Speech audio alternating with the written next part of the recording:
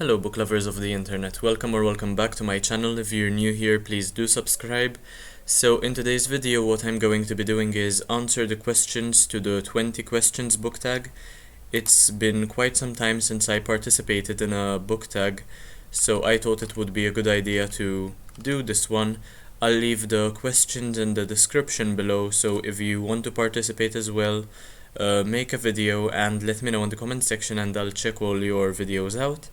So the first question is, how many books is too many books in a series?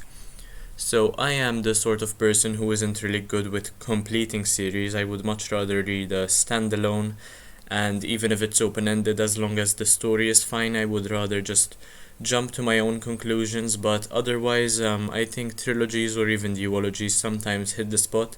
When it goes beyond that, I mean 5 books or 7 books, depending on the length, of course, my perspective shifts, and the chance of me finishing the entire series absolutely decreases, especially if the entire series isn't even completed yet, much like Game of Thrones, for instance, or if the quality of the books dwindle the more you read, much like the Maze Runner series from my experience so far.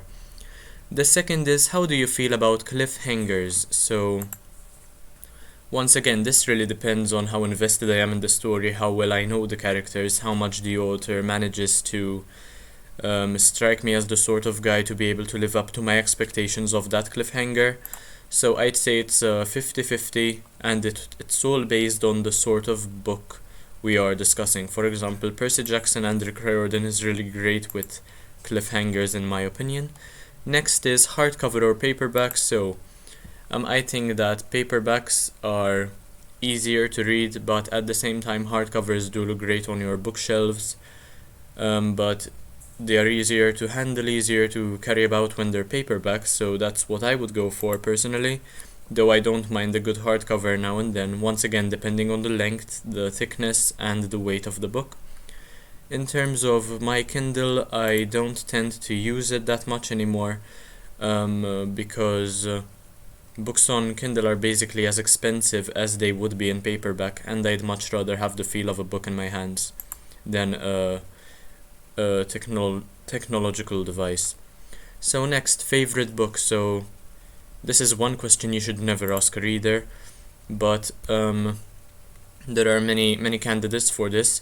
Most recently, I think it would probably The Storyteller by Dave Grohl. It really changed the way I view life, and how one can deal with losing very close friends, with becoming successful after living such a difficult life, after leaving home at a young age, yet finding a passion to pursue.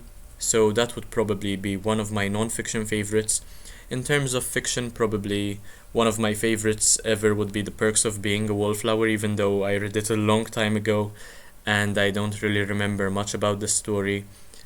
But I remember it being a great read, and the thoughts of it really have a lot of meaning to me. So, least favorite book. Once again, there are many candidates for this, but mostly it would probably be Pride and Prejudice by Jane Austen. It's extremely dull, it's repetitive, it's basically the same thing going on over and over again for about 400 pages, and she never really gets to the point. I didn't appreciate the way the characters were written. They're too invested in each other. They create a lot of drama. Another terrible one would be The Curious Incident of the Dog in the Nighttime. It didn't really strike me as a good book at all, despite its hype. It's terribly written, and the main character is extremely annoying, so I wouldn't recommend that in either case. So, love triangles, yes or no? Love triangles, I think it's best if it's a no, to be fair.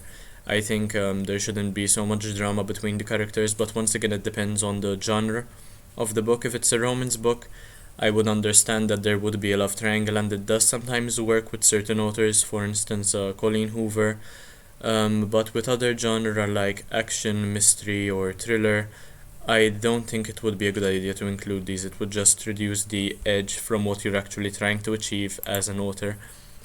Next is the most recent book you just couldn't finish. Well, I'm not the sort of person to not finish a book if I've started reading it. I'll just leave it on my currently reading shelf and then pick it back up sometime when the mood strikes. But otherwise, probably it would be Loki, the God of Mischief book, the one behind me right here, Where Mischief Lies by Mackenzie Lee. I read about 200 pages of it, so I was quite invested, but otherwise I don't see how she's going to resolve all this, and I don't think it should be this long for a story that doesn't have much going on for it, so that will probably take me a long time to get to and eventually finish. A book you're currently reading. Okay, so as you all know from my previous video, that would be A Game of Thrones by George R. R. Martin. I've read 475 pages so far, so I only have about 350 or so to go. And yeah, I can't wait to finish it because it's finally getting to the good parts. So, next, last book you recommended to someone. Once again, it would probably be The Storyteller by Dave Grohl, but also another autobiography, the one by Bryan Cranston called The Life in Parts.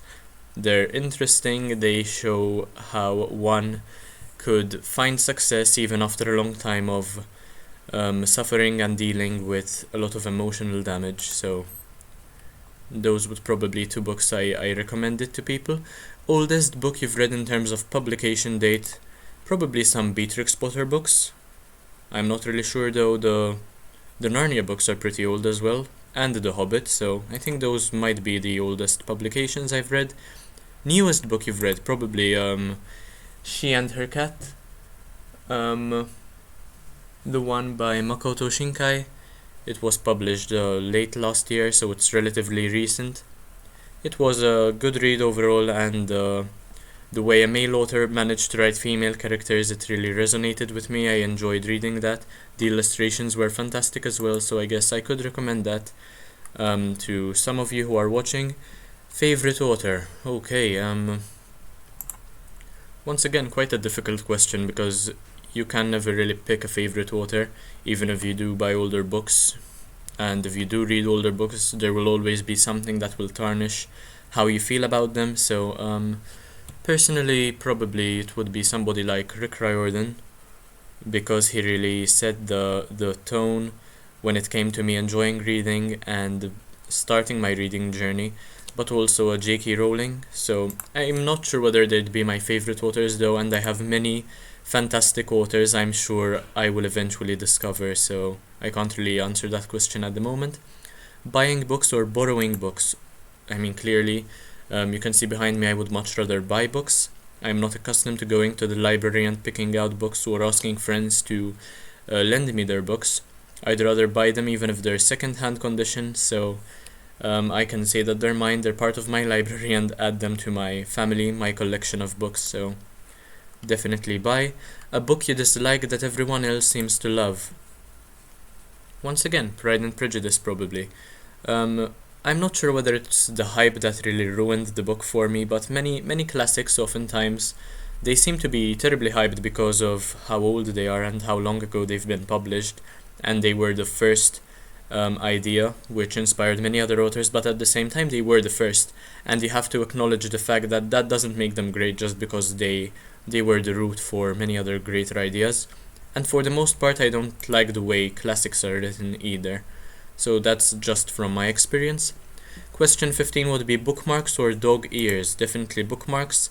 I classify dog ears with the damaging your books sort of category, and that's not something I would ever do. A book you can always reread. Recently I've been thinking about rereading The Perks of Being a Wallflower because it's been some time and I'd really like to reignite the flame for the nostalgia and my literary awareness and my love for reading and books, so I don't think that would be a bad idea. But also probably The Maze Runner, because I received the entire box set on my birthday about 10 years ago, and that was really one of my favorite experiences of my life, and I could never stop reading The Maze Runner by James Dashner because of how great the story is and how much it got me thinking about dystopia. So, about dystopia or dystopian novels.